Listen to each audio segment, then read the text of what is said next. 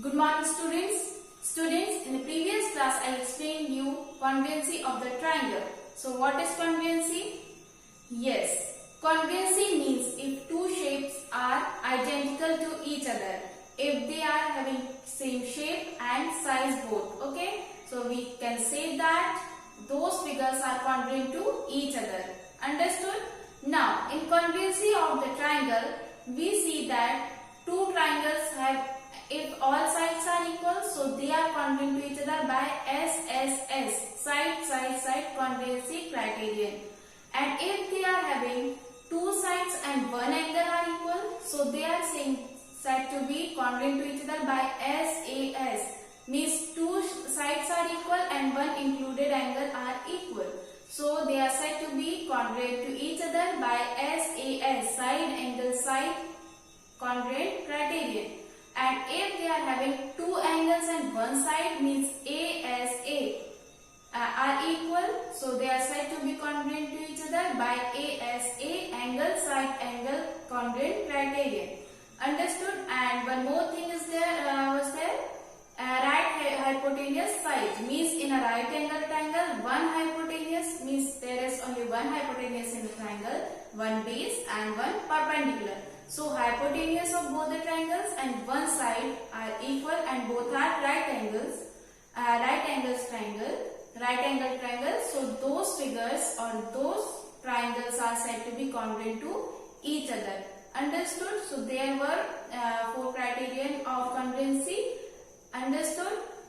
Now, on the basis of all these criterions, we can solve these questions of exercise 7.1. So let's start it. So its first question is fill in the blanks that you have to do by yourself.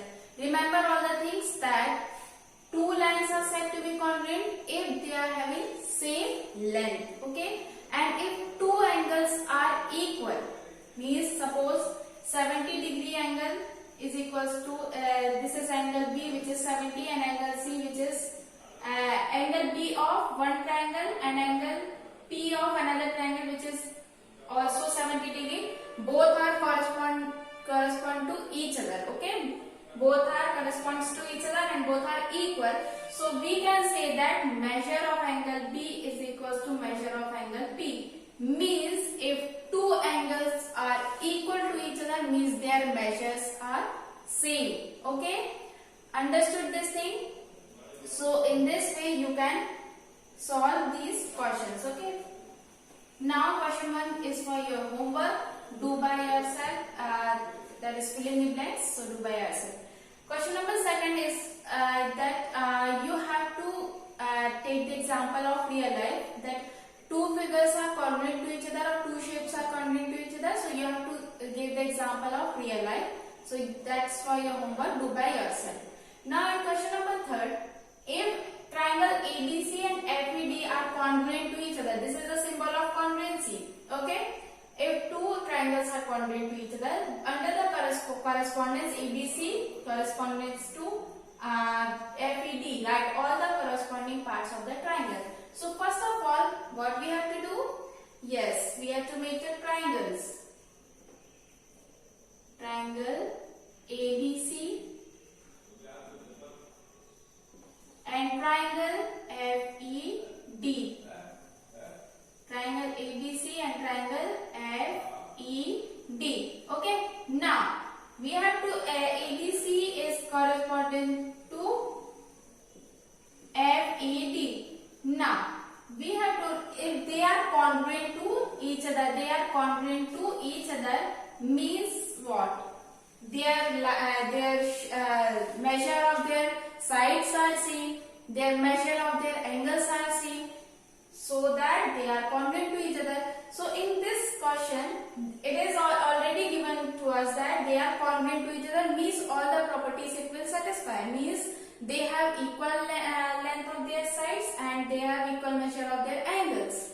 Okay, so triangle ABC congruent to triangle FED means angle A correspond to angle F, angle A corresponding to angle F, angle B will corresponding to angle E, angle B corresponding Next is angle C corresponds to angle D. Angle C corresponds to angle D. Now we'll take for the sides. This side, this and this. Okay. So AB corresponding to FE. Okay. Next is ABC corresponding to ED, and next is AC corresponding to what? FD. So in this way we can write all the corresponding parts of this triangle, because in triangle these are the parts. Sides and angles are the most important parts of these triangles. Okay.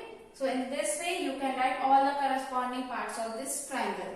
Okay. Now if triangle, in question number 4, if triangle DEF is means congruent to triangle BCE, so write parts of triangle BCE that corresponds to these parts of triangle DEF. So first of all, make both the triangles.